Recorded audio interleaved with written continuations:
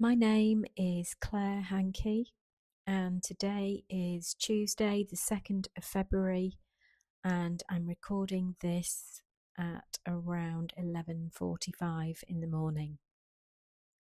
I'm a mixed media artist from Leigh-on-Sea in Essex. My studio is located in a shipping container within a working marina on the edge of the Thames Estuary. It's a place that's undergoing a lot of change at the moment, and the part of the marina where I'm located is becoming a kind of wellness hub with lots of new businesses taking space there who promote wellness, creativity, and health. It's an exciting place to be at the moment. It's also located within an area of extraordinary natural beauty. You're quite exposed to the elements there, and the light is incredible. For me, the colours, the atmosphere, and the natural textures are very inspiring and form the basis for the vast majority of my art. I studied art history at UCL and went on from there actually to work in insurance for 6 years until I pivoted and trained to be an art teacher. I knew one day I wanted to be in a career centered around art, but I was just never fully sure, what that would be. I'm mainly a self-taught artist. I've not been through art school. I've just learned through trial and error, through taking online courses myself, and just investigating, experimenting, and research. I grew up in the northwest of England in a small village outside of Wigan in Lancashire. And like most children in the 70s, I spent a lot of time playing outdoors, and I loved making scrapbooks, collecting wildflowers, and writing stories. I went to a small Catholic primary school and had quite a simple, uncomplicated life, really, when I look back on it. My parents weren't particularly creative, although my dad became interested in art himself later in life. But I saw quite a lot of my grandparents growing up when I was young. They were both creative in their own way. My grandma was a brilliant seamstress, and she would sew and stitch and repair. She was also quite glamorous, and I loved the clothes she used to wear, so she was kind of creative in that way. My granddad was a train driver. He actually made amazing leather purses and pencil cases, beautiful handcrafted things in his little workshop. And I think influenced me as well because I remember spending hours watching him make things. And those are beautiful memories that I have. A pivotal point for me in my art was when my dad, he sadly passed away around 10 years ago, and he left me all his paintbrushes and reams of paper. And it was at this point that I felt I really needed to start my own artwork and use the beautiful equipment he'd passed down to me. And it was at this point I signed up to an art class with a local artist called Peter Smith.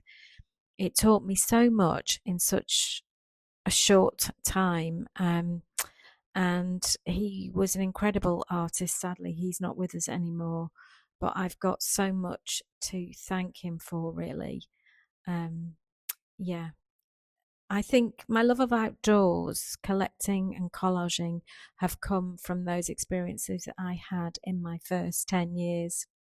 Sometimes when I'm making art, childhood memories come back into my mind, and so much so that in 2024 I painted a series of artworks called Memory Paintings, recalling those years.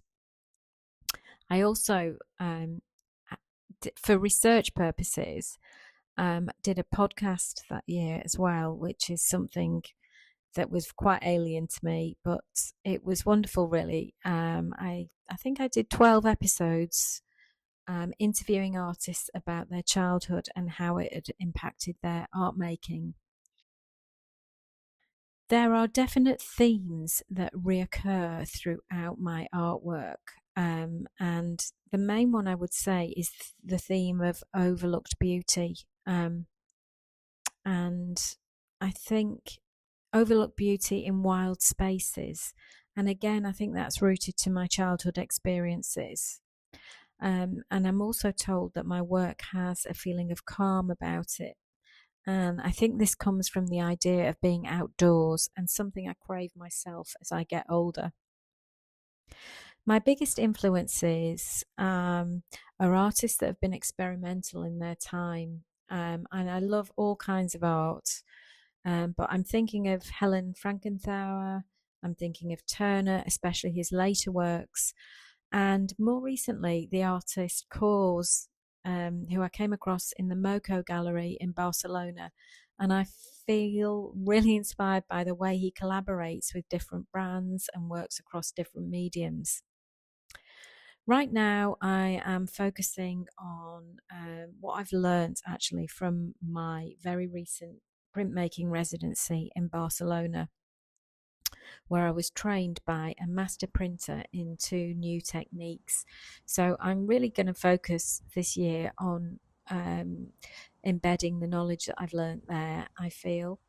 And also, I am working on some wearable art with a fashion brand, which I am really excited about, and hope to share more about that later this year.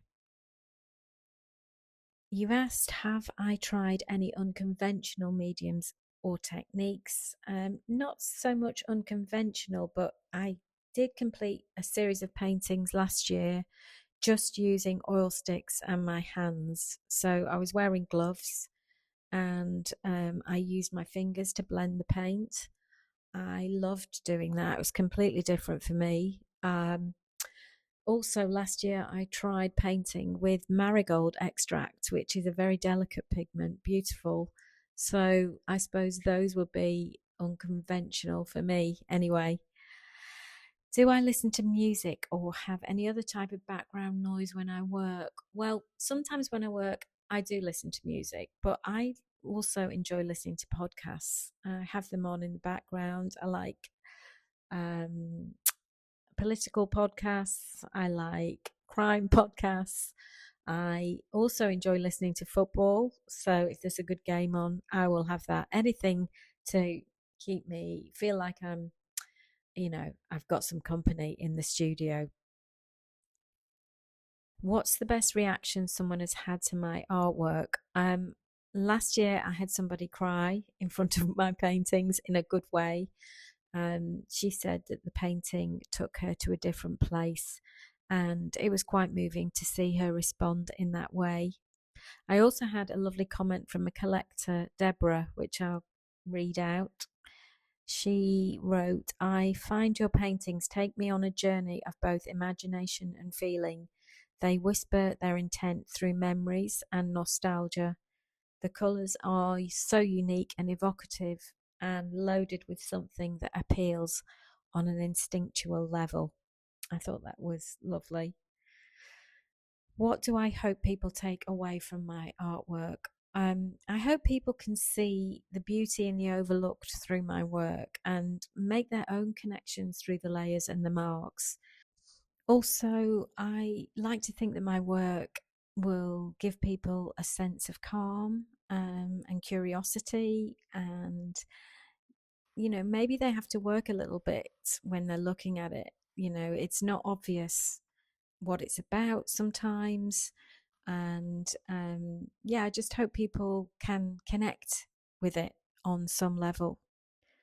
Thank you for this opportunity, and if you've got this far, thank you for listening.